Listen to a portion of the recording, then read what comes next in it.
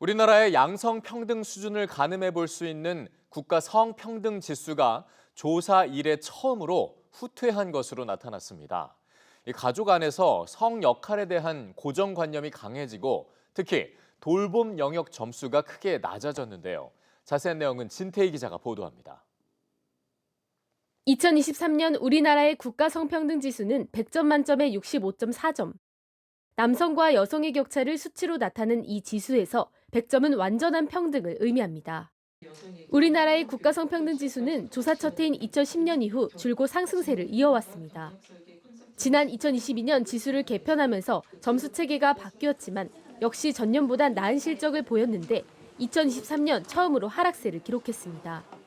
특히 양성평등의식과 돌봄 영역 지수가 크게 떨어졌습니다. 양성평등의식 영역 가운데 가족 내 성별 역할 고정관념 점수는 직전 조사 때보다 무려 16.4점 낮아졌습니다. 가사와 돌봄을 여성의 몫으로 보는 성역할 고정관념이 오히려 강해졌다는 의미로 풀이됩니다. 여성 인권에 대한 인식도 1년 새 3.3점 떨어졌습니다. 가족의 경제적 부양은 주로 남성이 해야 한다. 가족의 의사결정은 주로 남성이 해야 한다. 그리고 가사는 주로 여성이 해야 된다. 그리고 가족 돌봄은 주로 여성이 해야 된다. 이렇게 네 가지 질문으로 이제 구성이 돼서 육아를 함께 책임지는 맞돌봄 문화도 제자리 걸음입니다. 남성 육아휴직자가 2023년에는 전년 대비 7.5% 급감했고 감소폭은 여성보다 더 컸습니다.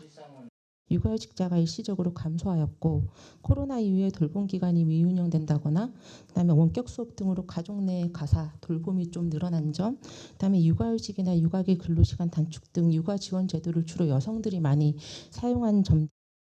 전반적인 고용과 소득 지표가 개선된 상황에서도 결혼이나 육아로 경력이 끊겼던 여성의 일자리 복귀는 여전히 어렵습니다.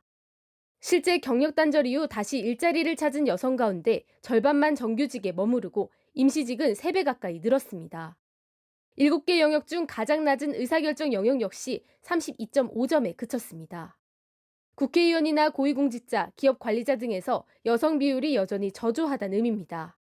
실제 현재 19개 중앙정부부처 장관 중 여성은 농림축산식품부와 중소벤처기업부, 국가보훈부로 모두 3곳뿐입니다. EBS 뉴스 진태입니다.